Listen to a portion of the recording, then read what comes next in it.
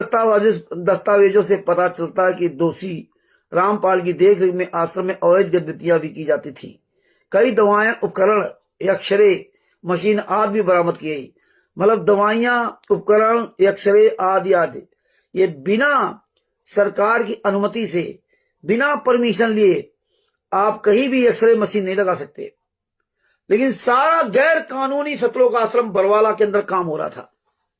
Doctor, दवाई, ये सब ये फर्जी काम हो रहा था खुलेआम। अब फिर नाम दीक्षा भी फर्जी वहां मिल रही थी। तभी हरामजादे कह गए संतरामबाजी वाले आशीर्वाद तो दिया था, लेकिन वाले कमीनों आश्रम के अंदर तो ये सब फर्जी अस्पताल चल रहा था। जिसको मर्जी है मार डालो, किसी को मर्जी है कुछ भी कर दो। ऐसे को थोड़े जहां मर्जी अस्पताल खोल लो, जहां मर्जी एक्सरा कर लो, जहां मर्जी कुछ भी कर लो। अब एक फर्जी एक्सरा बना के दो, पैसा कमाओ और दूसरे फंसाओ। जैसे सुल्तान ने हमारे खिलाफ वहां FIR किया केराला कोर्ट में। रामपाल की देखरेख में आश्रम में अवैध गतिविधियां की जाती थी। कई दवाएं, उपकरण, एक्सरे मशीन आदि भी बरामद की गई। शहर में आश्रम के आसपास का इलाका युद्ध क्षेत्र जैसा लग रहा था। जब पुलिस और दोषी रामपाल के समर्थकों के बीच झड़प ऑपरेशन में मदद के लिए करीब 500 लोगों को बुलाया गया था। आश्रम के स्टाफ ने 4 महिलाओं की लाशें पुलिस को सौंपी। आश्रम के स्टाफ ने 4 महिलाएं पुलिस को सौंपी, लाशें पुलिस को सौंपी थी, सौंप दी। और महिला और 12 साल के बच्चे को गंभीर हालत में हॉस्पिटल ले जाया गया, जहां उनकी मौत हो गई। आश्रम छोड़ने को तैयार कई समर्थकों को बाबा की प्राइवेट आर्मी ने आश्रम से जाने से रोक दिया। कहा गया कि दोषी रामपाल ने सभी कानूनों, नैतिकता और कानूनी बातों को नजरअंदाज किया,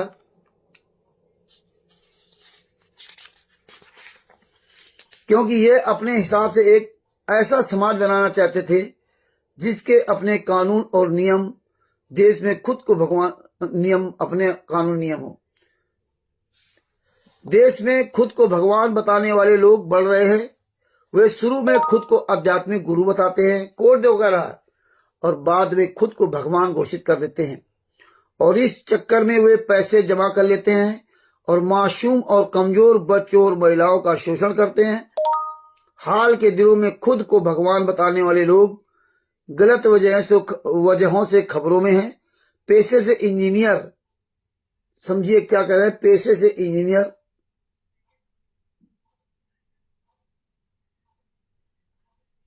rare of the rarest case, दुर्लभ से अति दुर्लभ मामला। हाँ, बिल्कुल आप सही कह रहे हैं। प्रवेश दास जी कह रहे हैं फर्जी शंका समाधान भी सतलोक आश्रम बरवाला में महेंद्र भगोड़ा और मोहनलाल उर्फ मोहिंदर चला रहा था। बिल्कुल सही आप कह रहे हैं। टोटल सब फर्जी काम वहां हो रहा था। पेशे से इंजीनियर दोषी रामपाल के पास लग्जरी कारों का एक बड़ा ग्रुप है। ओफ, लग्जरी कार इस्तेमाल ये करते थे। नाम किसका आ गया? संतरामबाजी वाला। आप ये समझिए, एक बड़ा ग्रुप है और वह 12 एकड़ में फैले एक आश्रम में रहता है। उसकी कानूनी परेशानियां 2006 में शुरू हुई, जब झज्जर जिले में आर्य समाज के फाउंडर स्वामी दयानंद सरस्वती के सपोर्ट्स के साथ उसकी झड़प हुई, जहां वह एक आश्रम चला रहा था।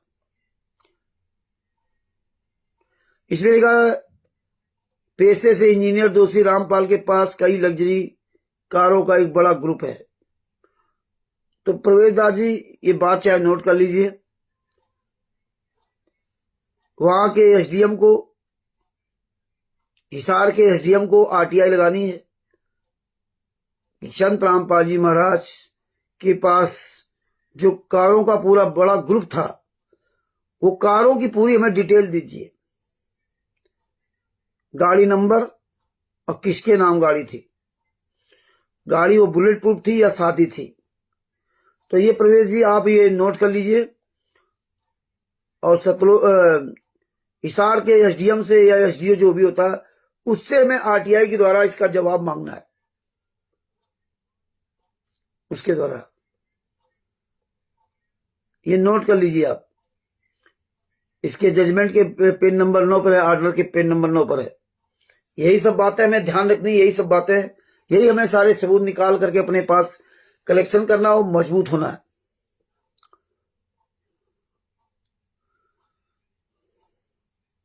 उसकी कानूनी परेशानियां 2006 में शुरू हुई, जब झज्जर जिले में आर्य समाज के फाउंडर स्वामी दयानंद सरस्वती के सपोर्ट के साथ उसकी झड़प हुई, जहां वह एक आश्रम चला रहा था। इसके अलावा दोषी रामपाल के फॉलोअर्स उसे भगवान मानते थे और उसी तरह उसकी पूजा करते थे, लेकिन दोषी ने ऐसे भोले भाले और अंधे फॉलोअर्स के साथ बहुत बुरा किया।